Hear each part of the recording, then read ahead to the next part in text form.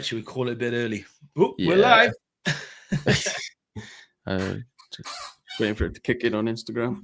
Oh, AJ, I realized. Look, purple team, red, blue. Oh, which one do you pick? Oh, it's not coming up on Instagram. What happened there? Hello, ladies and gentlemen. Nobody comes in YouTube anymore. The Instagram didn't kick in for some reason. I don't know why. Okay, do you want to end it and start again? We've got no one in here. Yeah, go on. You are live. It says how. Wait, let me check if it's online just in case. Oh. It says you were live. Yeah, the blue thing is it doesn't. Yeah, I'm not seeing it on my personal Insta. Oh, you can actually hide the vertical. Yeah. No, that's only worthwhile. Oh, yeah, that's only worthwhile for. Hey. Good evening, Howard. Howard, we might be terminating the stream to restart it because Instagram seemed to have messed up for some reason. Howard, you are here like clockwork every week. It's class. What? Do you set a reminder, or you just always on the internet on a Monday night? What's the how are you here so religiously? You're here more often than the four of us. Yeah. You know? Yeah, we'd like to know if maybe there's more ways we can reach people to get them on the stream. Maybe you've got you can tell us how. What do you mean by that, AJ? Huh? What do you mean? Well, so maybe he's seeing it in the same place every time that maybe we could broadcast to more people. Or if he's just reminding himself. He then. Absolutely loves us. Hello, Ali Hassan. Welcome. We're trying to get Instagram set up, but stream key. You can still ask us questions. I don't know what we're going to do today. Well, we might play GeoGuessr. I've never played before in my life. Yeah, on the. Yeah, I've only seen it, but I've never used it. Oh, it's on the Yeah. school page. Oh yeah. Yeah, we're gonna do OSINT. Oh. Do you need guess an OSINT? Yeah, I'm not sure. Do we leave Insta or should we stop it and then come back? Is it not working now? Well, I've just removed it and then re-added it, but the go live isn't turning blue. I don't know. I think that's because of the. I've been booted off in Purple Insta. Oh, yeah? Apparently. What? Password change or? Yeah, maybe. Can I see? So Howard, you're just constantly on school. That's fair.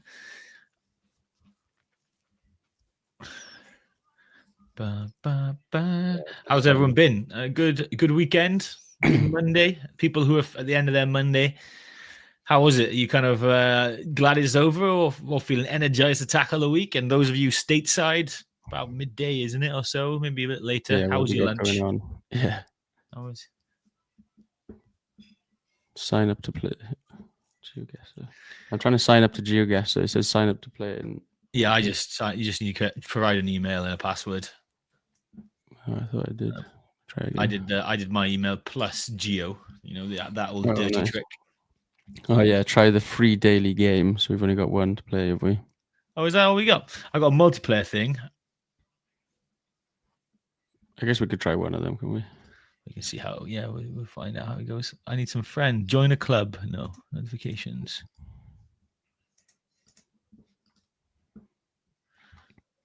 Oh, I'm doing the SANS 608 course. Signed up for that. The Enterprise Class Instant Response and Threat Hunting. So I'm looking forward to that. Educated professional. Howard, you're going to teach people. Course of Certified Cybersecurity Educator. Oh, nice. Who did the SANS one? Sorry, AJ. I'm going to be doing it. I've just signed up. I thought you were reading out a comment. No, I've just signed up to the 608 Enterprise Class Instant Response and Threat Hunting. I haven't done a SANS one for a while, to be fair. Yeah, I think I'm going to do CISP. CISP. Oh, is that the? It's got there's you can find some people be very critical of it because it's like the most common one for like leadership and people. It's been around for quite a while. So There's a guy I work with, the director of R&D, who he had a very good opinion. He said, somebody who has CISP by their name just tells me they've got bad time management. Be spending time doing something more beneficial. Although I did manage to talk around a bit where I was like, well, I see what you mean, but actually I'm talking to people who have CISP and think in CISP. I was wondering what you meant by CISP then, but you mean it's the same as CISSP, isn't it? Oh yeah, sorry, yeah, Another way to SQL, say it. SQL. But it's very much about like the language of risk and the language of like security strategies and threat modeling. It's Yeah, somebody that I work with, I think, has just done it. They said it was really good. yeah, I wasn't sure how good it was, but I think it's definitely like a 100-mile wide type of one. You know, like you don't really learn any specifics. It's kind of the opposite of what we talk about with empirical training. I'm not sure if you have any projects or anything like that. I think it's just frameworks and risk strategies. But yeah, I'm going to do an accelerated course. I'm going to pay a couple of grand and go sit down in a week in a classroom just to fire it out, because I'm pretty sure I know most of it already, and it's just like get the language right. Yeah, ICS2, that's the one. But they recommend people that you have experience with that one as well, don't they? You need to, yeah. So you need to be referred by somebody who has it, so like endorsed, I guess. And you need to. Oh, really? You can't do it otherwise. Yeah, and you need. Is it maybe 6 years experience? I'm not sure exactly what it is, but it's something like that. Yeah. So it's not for beginners. If you're trying to get into cybersecurity, well, that'd be a nuts if you got a CISP before your first job. What would you do? I still think some people try to do that though, and then that's what I mean. It doesn't really make sense, does it? I'm pretty sure they won't certify you, because I was in what, DTX or Black Hat, I can't remember which one, and there was an ICS2 stand, so I had a chat with them. Okay, yeah, maybe you can't. I'm sure that people have talked, like beginners. We get messages all the time of people are talking about CISSP, and usually it doesn't make sense at all to do it well. Even if you can't do it, it definitely doesn't make sense. Yeah, I think it's just one of the most well-known ones. People are like, oh, I'll get that one, but. All right, let's look at the cybersecurity. It's the CC one, which Ali's asking about. Let's have a look. So I believe this is like the Security Plus equivalent. I could be, forget me if I'm wrong, but yeah, certified in cybersecurity. So I don't know this one specifically, and let's find out about it, shall we? ICS2. That's the free. That's the free one, isn't it? That we. ICS2 are the group, they're like body, and they do some free stuff for people. They're good like that, but okay, let's pop me on. Oh, at this stage.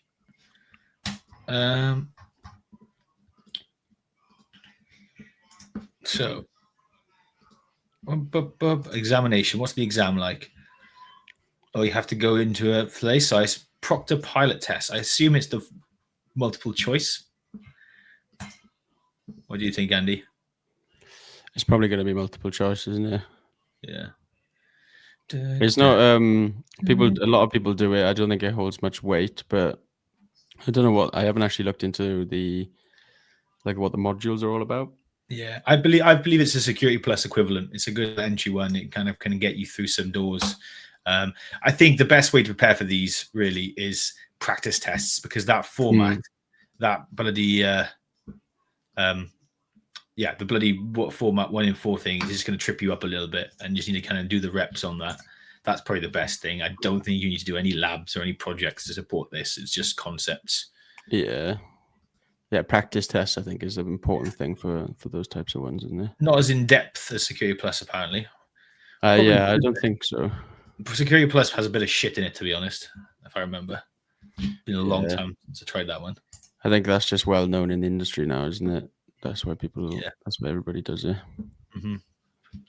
Yeah. Would you count experience as project courses and hands-ons, or labs, or mainly a job? For the CISP, they wouldn't count projects. It's in employment. If I was a hiring manager, though, if I was to hire you, then yeah, I would count your labs and experience, your own project experience as experience if it was relevant. Yeah, that's what we've noticed with the students that we've been working with. That you get the certifications help you get the interviews and then to be able to discuss your experience about how you could actually do the job, then that's where the home projects definitely help. That's what we're noticing anyway. Should we try a bit of GeoGuess then? If we can't do it together, shall I just do one and then you can do one after, and we'll see. Yeah. Let's do it together. Yeah, we can argue about the things. That might be a better. Yeah, go on then. Anyone in chat played this before? Oh, what? You got to pay for anything? Huh? I thought. Hang on a minute. I thought I had one. It says try the daily free game. Let's try. Oh, mine's working. It's only for 2 minutes. I'm on it. Are you in already? Sorry. Oh. The one free one we get. Yeah, it's the same one anyway. Oh, how'd you mute it? It's awful. I mute the tab. I can't hear anything.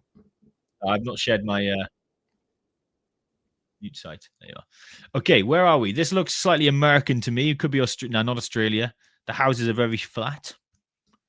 There's no I see. Then you place a pin on the map after. Yeah, there's a bus. That's an American school bus. 2022.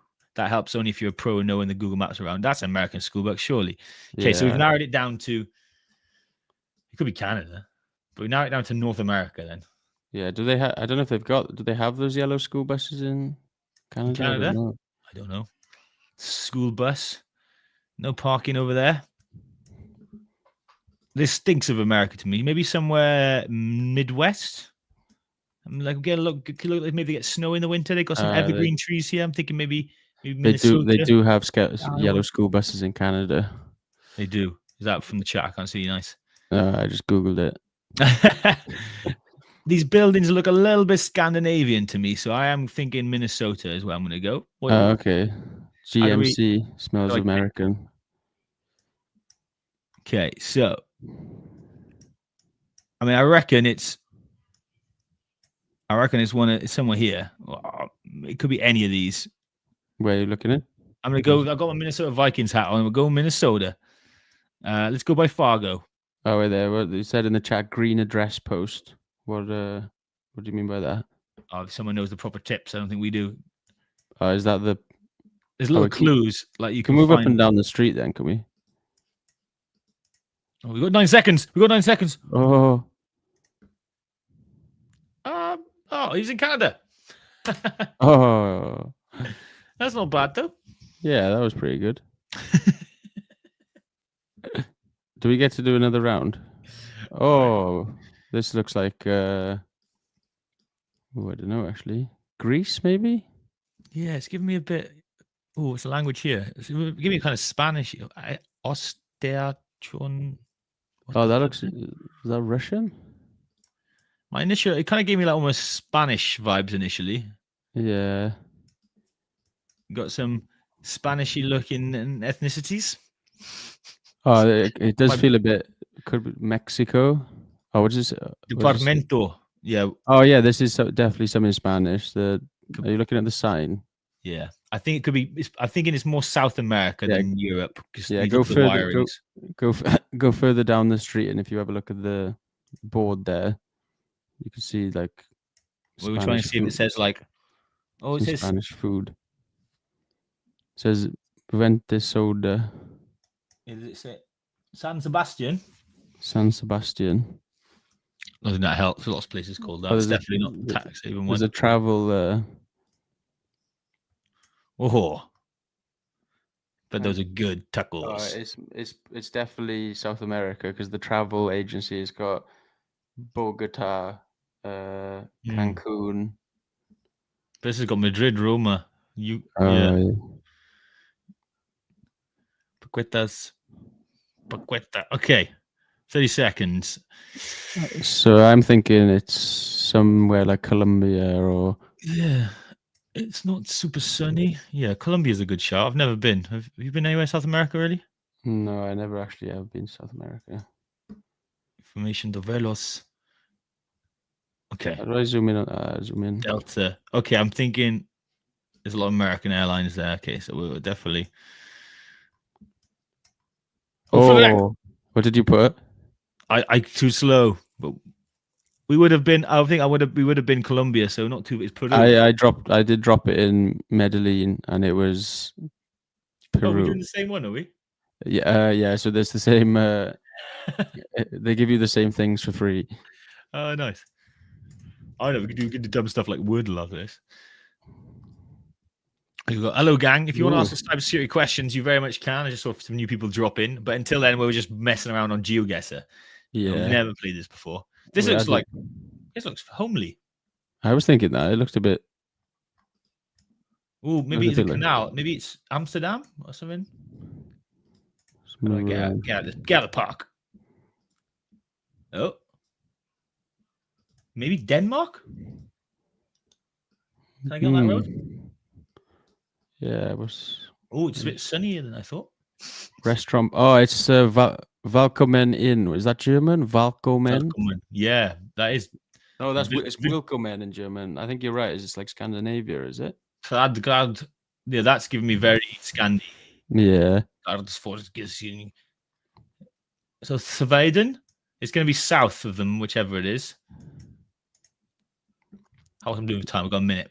Let's see this building. Is this a fancy building? Train. Oh, the train could have helped us, but it's gone. Yeah, it's fancy. What have they said in the chat? Oh, look, those are Swedish flags playing against Israel. Oh, yeah, nice. So this must be, what's the capital of Sweden? No, Oslo. Stockholm. I think it's Stockholm. Yeah, I think you might be right. Okay, let's go. This is not a bad game, actually. Yeah, it's actually quite good fun. Oh, there's good labs and practice exams. Recommendation for Network Plus. There are so many options. I'm not sure. Stockholm. Okay, chat says Stockholm. I was thinking Gothenburg maybe, but chat reckons Stockholm. We reckon suburbsies. Yeah, I reckon it's the city centre somewhere. It looks a bit spread out, mind. Is it? All right. How about I do it near a parky area? Oh yeah, the park. Whether the park name we should have. Oh, Gothenburg. Oh, Ali. It was good labs and practice for Network Plus. So, oh yeah. Well, the actual authorized ones are obviously they are the best because they're probably going to be the best ones for you. I know people do stuff on Udemy, but I don't know if you get the labs with that. But we are actually authorized partners with CompTIA. So if you wanted discounts and stuff on their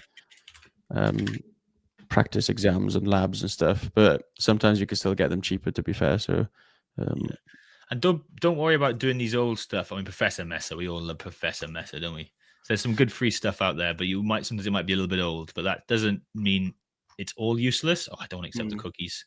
But Professor Messer. Oh, Josh Madical's got some stuff as well. Should I not say that, AJ? Yeah. No, we don't have any free exams, unfortunately. Oh, that's the game over. Just as we were enjoying it. Yeah, we were actually enjoying it. I probably would pay for a finished game. I don't want to pay for a month. I'll forget about it. A good game, though. Yeah, Coursera has some good stuff. I don't know if they've got labs and practice exams they might do. But yeah, if you want, I don't know, it shouldn't be a link in the description. We've got a free cybersecurity community where you can come and chat with us.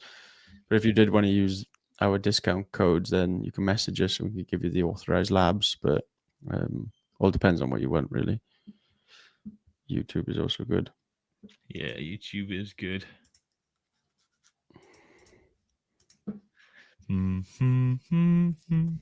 But yeah, would you even recommend labs for Network Plus, AJ? Well, like to do your own or the authorized ones? Yeah, I don't think it's as important as security stuff. Yeah, it depends what you want to do. To be honest, if you bought the Security Plus labs, there's crossovers between Network Plus and Security Plus that you get some of the labs from Security Plus, Network Plus as well. I guess I'd say just save your money on the Network Plus labs. Then you want the hands-on experience. I think is like I view Network Plus. I generally view networking as like get what you need from it, and then move on, and then revisit it constantly. Yeah, no, that's a good point. I see that a lot on Twitter actually from cybersecurity professionals because I know a lot of people worry about Network Plus because even I've looked at the content and I probably wouldn't pass the exam if I tried to do it tomorrow, for example. It's a lot So of recall, isn't it? A lot it's of a recall. lot, yeah. And I think it's actually harder than the Security Plus, but you do need the fundamentals. But like you say, just get the fundamentals, pass the exam, and move on. And sometimes even passing the exam, I think there's too much emphasis on it. You just get not as much knowledge as you can. But one good thing about doing the exam is that it does kind of force you to study for it. Which, if you're not somebody who likes studying, then that can always help. Mm-hmm.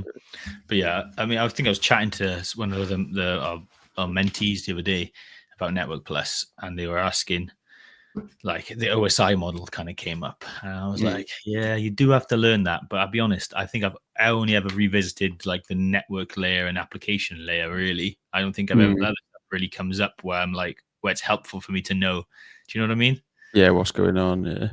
Yeah, like you look at the headers and the packets, and you kind of like you understand the ports and the destination or whatever, but like you're thinking, do I really need to know what the physical, if it's this the physical layer or not? You know?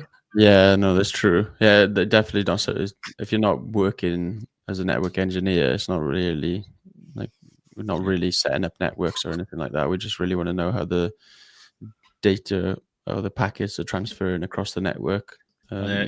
He's got Robbie's acronym. Is it Robbie Runner? Please do not throw away sausage pizza. Please, that can't be right. What's the physical layer, data link, network, transport, application? I thought application was at the top. So, but do I not know the OSI model? Maybe I don't.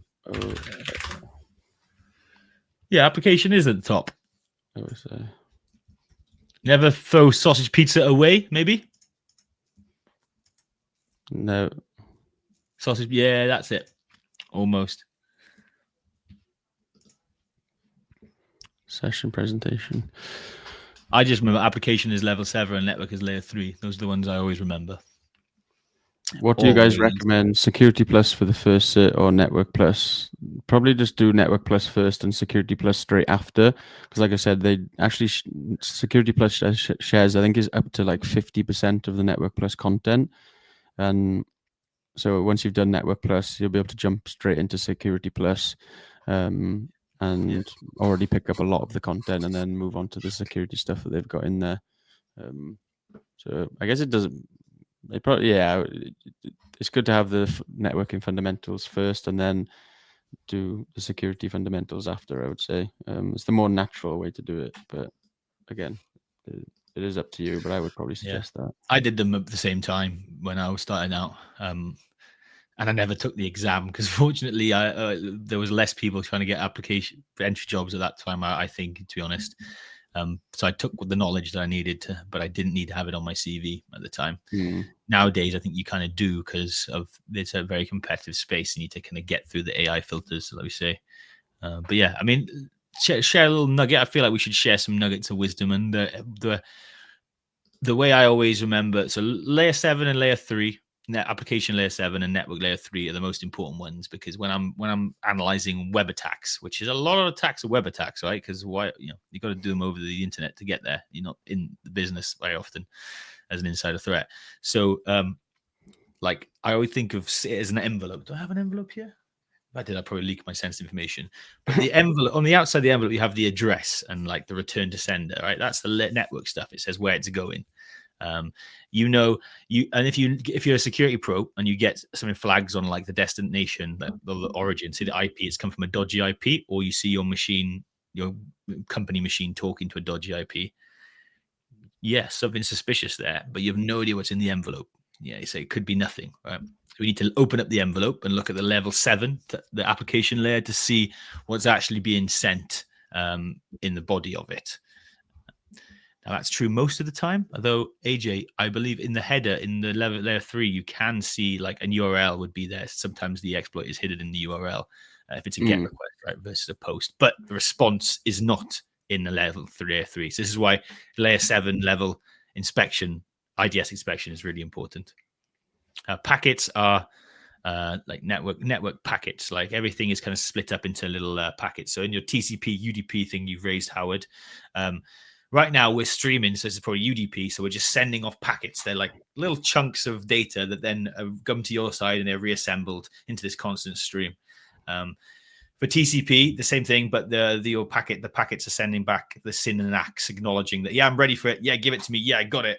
That's in a nutshell how it works. Mm. It's not the packet you were thinking of, AJ. No, I don't know what you're on about. No, hopefully our audience doesn't either. That was a British joke. Yeah, no, that's probably a good way to think about it, but I actually never relate anything back to the like OSI model and Yeah. I kind of think of it just from a cybersecurity terms, but I think it is important. It's still important to be good at networking, but I can tell everybody that I'm not that good at networking. But and it hasn't impacted you really, is it? Not really, no. Like, but you need it. It's kind of one of those things where like, do as we tell you to, but then sometimes don't do as we do. TCP is basically a two-way protocol. It has stuff. Yeah, should we say yes to that? I'm worried if I say yes. Two-way Yeah, I think that's how it is. I think UDP is just one way, isn't it? And then TCP is it's two-way because the ACKs come back. Yeah. Should we act out a SYN and ACK? Should we do the three-way handshake, AJ?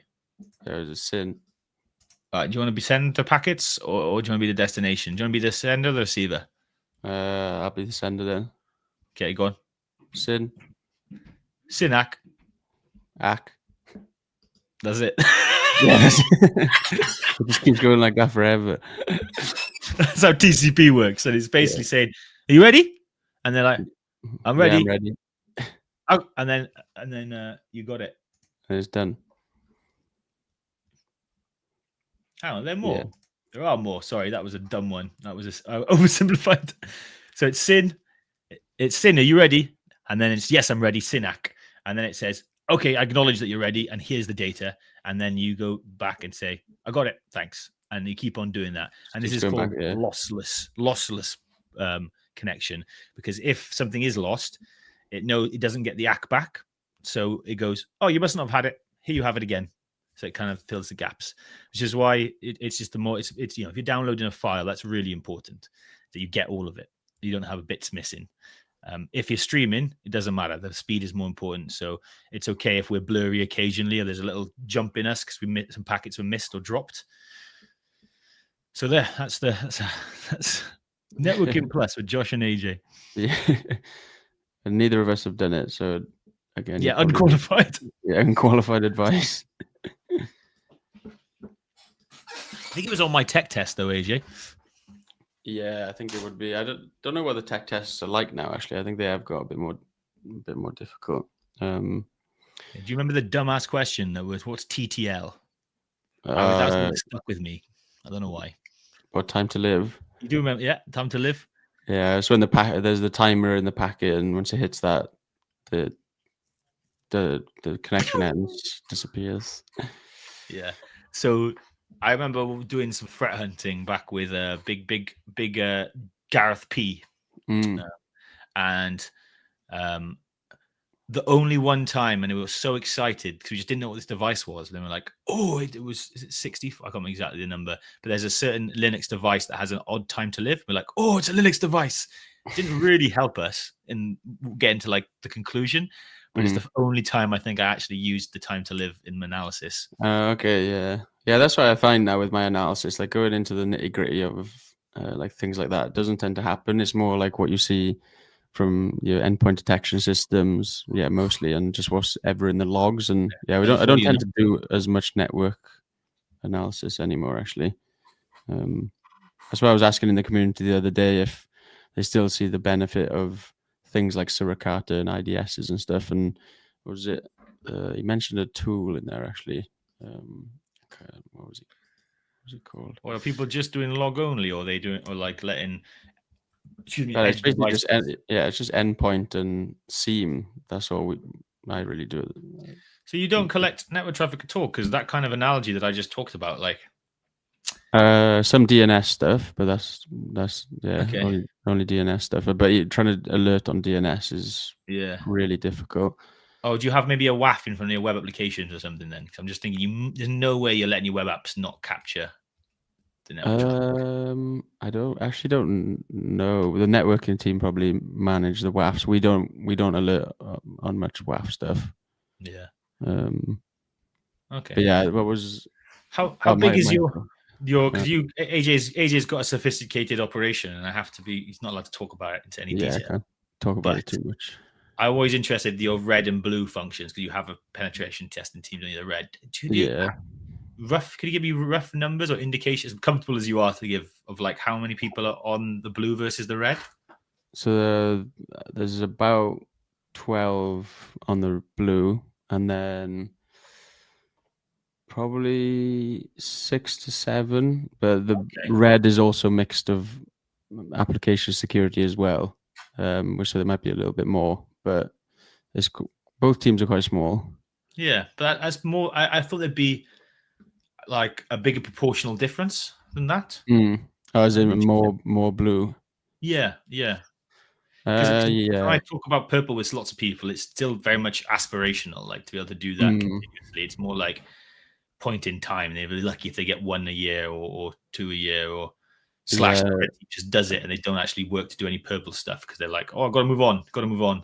Yeah. So the way the red team does it with us, that they will just like initiate an actual campaign, and then we'll respond to it. Not like rarely will we know that it's happening, and then often we'll pick up on an indicator that will let us know that it is the red team. But usually we'll just run it, and we personally think that it is an actual incident. And then after it's all come to an end and we've contained it and we've cleaned it up, we'll do the purple team kind of presentation, and we'll run through it together about recommendations on improvements and things like that. Nice. So when you catch something in your daily life, do you go straight away to the pen test team and be like, hey, I found this, like, just let us know if it's definitely not you, because we might have a big issue, or what? No, I personally don't recommend doing that. I recommend just running it as an incident, as if you think it's an treating actual them all attacker. real. Okay. Yeah, treat them all as real, and then sometimes we'll be like, after maybe an hour or so, we might be like, shall we check if it's red team? But often it's a little bit easier to know if it is them, because they will often have more knowledge of the system that, I don't know, maybe an attacker wouldn't have. But it's not always the case. Like, the red team are really sophisticated, to be fair. So I prefer it, because one thing that was happening when I first started, that I was noticing other team members, as soon as they were finding out it was an internal red team, they weren't taking it as serious. That was my next question. Yeah, and there's like Boy Who Cried Wolf type of scenario a little bit, where they're like, it doesn't really matter. It's a critical incident. It's just the Reds. Yeah, that's something that I was very much of like an advocate of. Let's stop doing that and just keep running it it right to the end, as if it was real. Because otherwise you do get a bit complacent, and then people don't always gather the right evidence, and people don't always give constant updates. But if you think about it, if it's an actual incident, you'd be constantly updating, trying to get as much evidence as possible. Do the fire drill every time in case it's a real fire. Yeah, exactly. Basically, like that. But no, it's a really good team, to be fair. But I was looking at the Michael Fraser in the free CyberHub community. He mentioned he's doing a SANS certification, and he mentioned a tool that is like Suricata, but it was like another network tool, I think, is based on Suricata. Okay, cool. Well, I think we're coming to a bit of an end. We couldn't get Instagram going today, so it's a small audience, pretty much for OGs. So shout you out for coming and appreciate you massively. We will stick around for any questions. If there's something you've been wanting to do, just slam it in now. But how common are runbooks and playbooks, AJ? Very common. They're actually one of the most important things that you should be able to write. And then they don't have to be that hard to write. I find write them as if the person reading it is like a 12-year-old. That is honestly the best thing to do, because if you're trying to use them in an incident, you need to be panicking. Yeah, people are going to be like, oh, what do I do? How do I disable this user? As long as it's just 1, 2, 3, a couple of screenshots, then you're fine. But yeah, playbooks, and they're not only hugely important for the team. I believe auditors will go around and actually read and check if you've got certain playbooks as well. Mm-hmm. So would you typically have playbooks for like all the common incidents, or just like anything and everything that you come across, or like what's the reality? Yeah, so the way that we do it is we've got playbooks for we do have playbooks for each alert. So each alert has its own type of mini playbook, but then procedures such as the disabling the user account, for example, which you normally would do in every incident, for example, or every step that you would take during an incident has its own playbook. But the alert itself, when it fires, has some other kind of indicators of what to look out for and what to do for that alert. But usually how you'll see it is that the alert playbook will then go into the incident playbook, which will like branch off into other playbooks, if that makes sense. Yeah. But they are important, very important. So you always have it. I mean, doing your job right as an analyst is really important. So as much support as you can get, because it is in those high pressure scenarios, and you have to get it right. Especially if you're on your own as well. There are times where they say that it's just me and people are on PTO or some, for example, then usually that's the only thing you've got to rely on, which especially lonely man with his run books. Yeah, you just have your run books, and if you didn't have that and you just started in a company, like very rarely that they'll just leave you on your own when you're starting. And it's not often that I'm truly on my own, but let's say I'm on weekend on call. Sometimes I am on my own then. And if you've got those playbooks, then yeah, they're very, very important. So. And we'll leave you with this last little nugget. Microsoft Sentinel do some good free ones. Lots of places do actually as well. But, incident response. Could you put my screen up, Andy? Yeah. Not in images, but yeah, they've got a really good repository, to be fair to them. And so this is like a massive thing. You can download the PDF, but they have it for different scenarios. So this can be a good way, as well as like learning like the MITRE attack and learning like how the attacks are. This is probably in some ways probably even better, because you can like, okay, what happens? Questions you're going to get is like, what would you do during a password spray? So this is basically brute force and all the variations that credential stuff into. So it will kind of, prerequisites. You need to make sure you're logging the right things in order to detect it from the first place. And this is basically how a security operations center works, really. You're going to try and get the logs from the tools that you're looking for, and then you're going to be looking at different use cases that you can actually alert on. If you type in, I'll post it in the chat actually, the Elastic of this really good one. Elastic are great. So Elastic so this is kind of what I was talking about, where each rule will have its own playbook, but then like, for example, each type of attack, so DDoS attack, password spray attack, they also have their own playbooks as well.